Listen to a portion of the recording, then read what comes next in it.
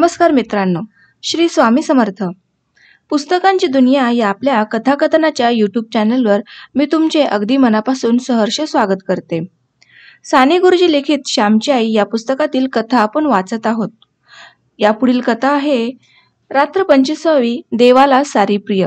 तर चला मग कथा वाचनाला सुरुवात करूयात. संध्याकाळचे 4-5 वाजण्याची वेळ झाली होती. सुट्टी होती म्हणून मी घरी गेलो होतो. आई देवळात दर्शनाला गेली होती.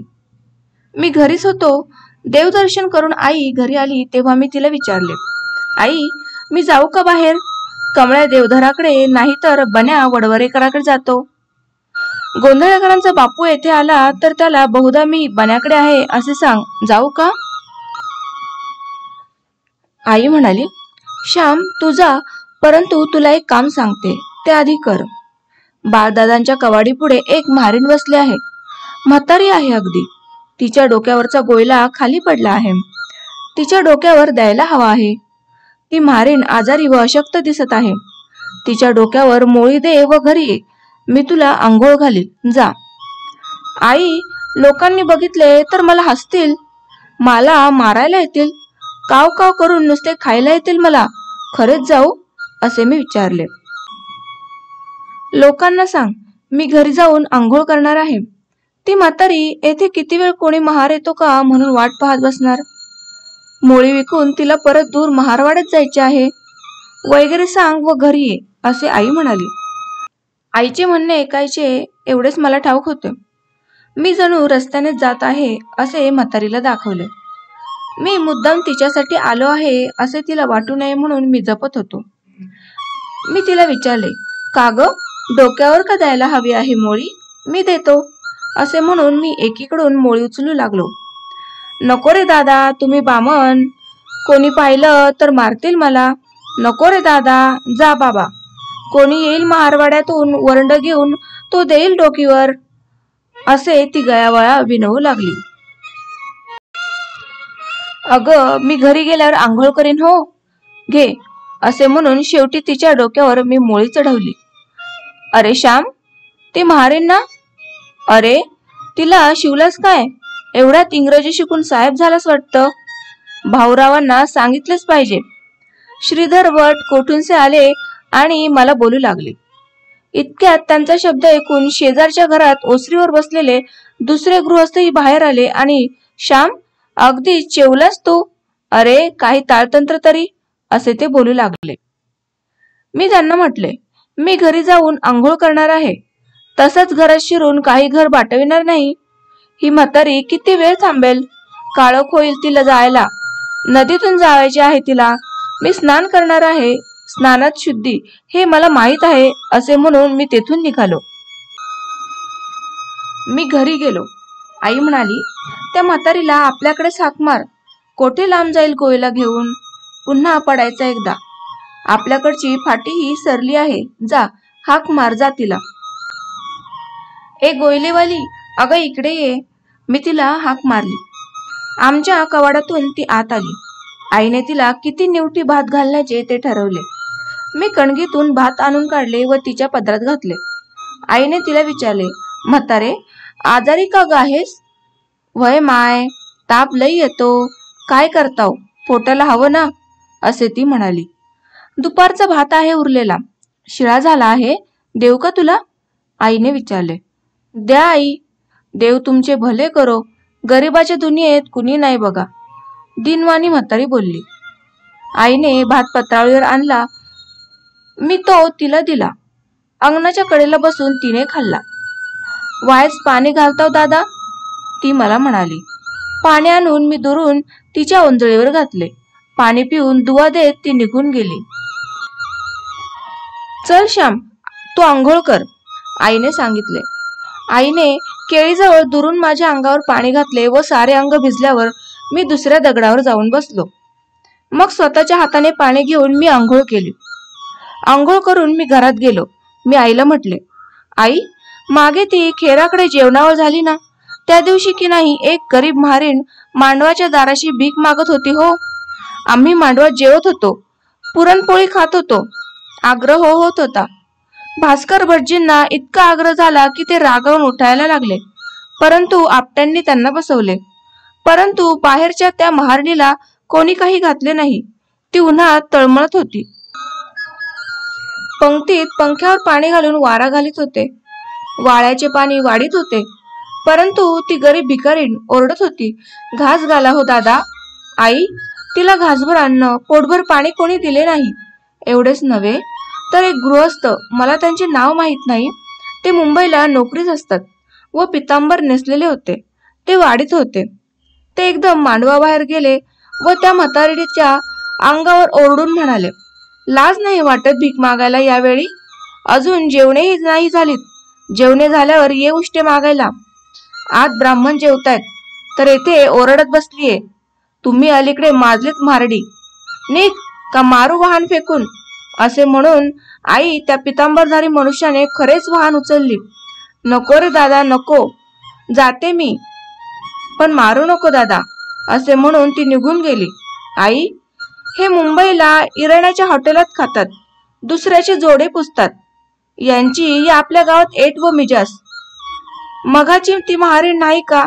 गरीबाला कोणी नाही तेच खरे. उद्या जर एखादा महाराचा मुलगा मामलेदार होऊन आला तर त्याला हे सोळे लोक मेजवानी करतील.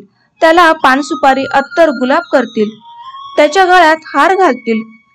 आई, पैसा व सत्ता यांना नमस्कार करणे हाच का ग यांचा धर्म? हाच का ग यांचा देव? हातात वाहन घेऊन त्याचा पितांबर बाटला नाही.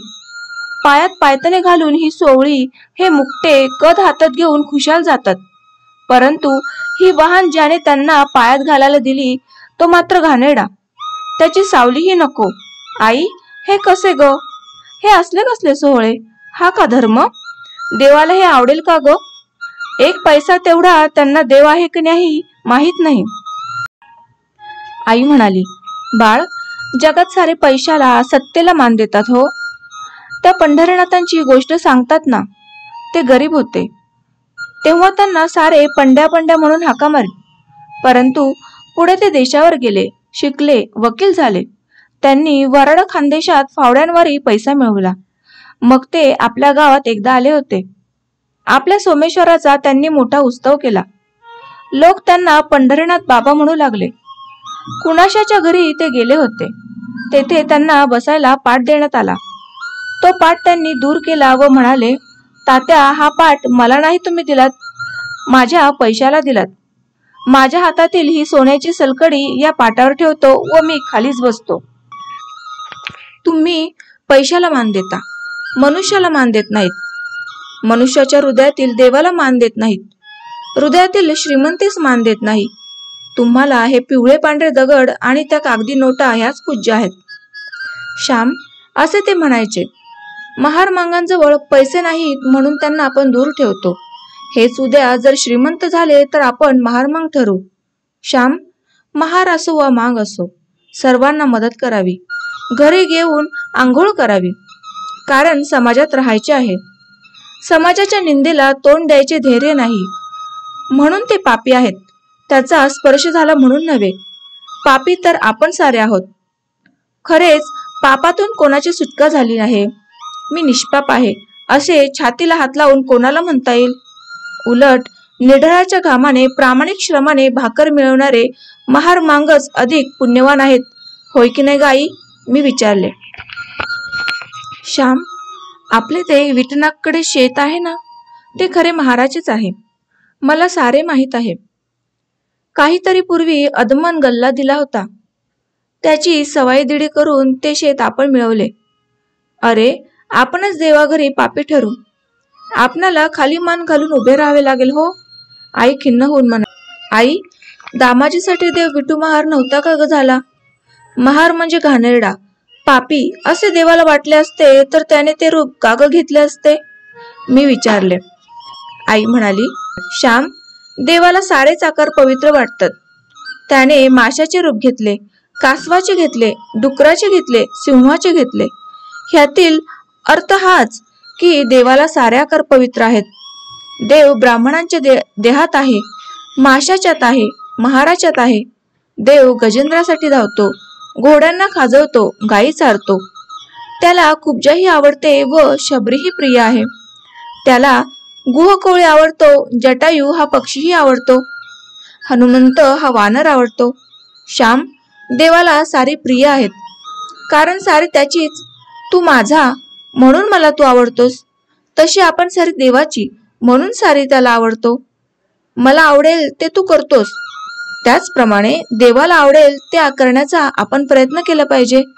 परंतु श्याम, ज्याचे आपल्या आईबापांवर बहिणीवर प्रेम आहे तो महारांवर मांगांवर करील का?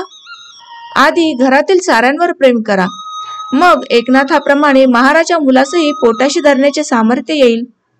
प्रेम हृदयात मावत नाहीसे झाले म्हणजे ते सर्वांकडे धावते. श्याम, मी तुला काय सांगणार? देव सर्वत्र आहे म्हणून पुराणात सांगतात. मला तरी वेडीला काय कळते? तू मोठा झालास म्हणजे तुला कळेल. आई मजवळ बोलता बोलता दिवे लागायची वेळ झाली. मला कोणीतरी श्याम श्याम म्हणून बाहेरून हाक मारली, म्हणून मी निघून गेलो. मित्रांनो, आपण खोटे श्रेष्ठ कनिष्ठपणाचे वाद पुरून टाकूया. समाजसेवा करणारा प्रत्येक जण पवित्र आहे हे लक्षात धरूया. हे जोपर्यंत होत नाही तोपर्यंत मी असेच म्हणणार. माझ्या भारती या देवमुळी नुरला, सारा अंधार रे भारतांतरी भरला. नाही दया स्नेह तेथे देव का असे, बंधुभाव तीळन प्रभू तेथे कसा वसे. देव मंदिरी ना देव अंतरी ना, देव तो अजी मेला, माझ्या भारती या देवमुळी नुरला, माझ्या भारती या देवमुळी नुरला. तर चला मित्रांनो, आजची कथा ही तुम्हाला कशी वाटली हे तुमचे अभिप्राय कमेंटद्वारे मला नक्की सांगा. आपल्या चॅनलला सबस्क्राईब केले नसेल तर सबस्क्राईब करा व शेजारील बेल आयकॉन नक्की दाबा. त्याचप्रमाणे आजचा व्हिडिओ आवडलास तर लाईक करा व जास्तीत जास्त शेअर करा. तर चला भेटूयात मग अशाच एका सुंदर कथेमध्ये. धन्यवाद.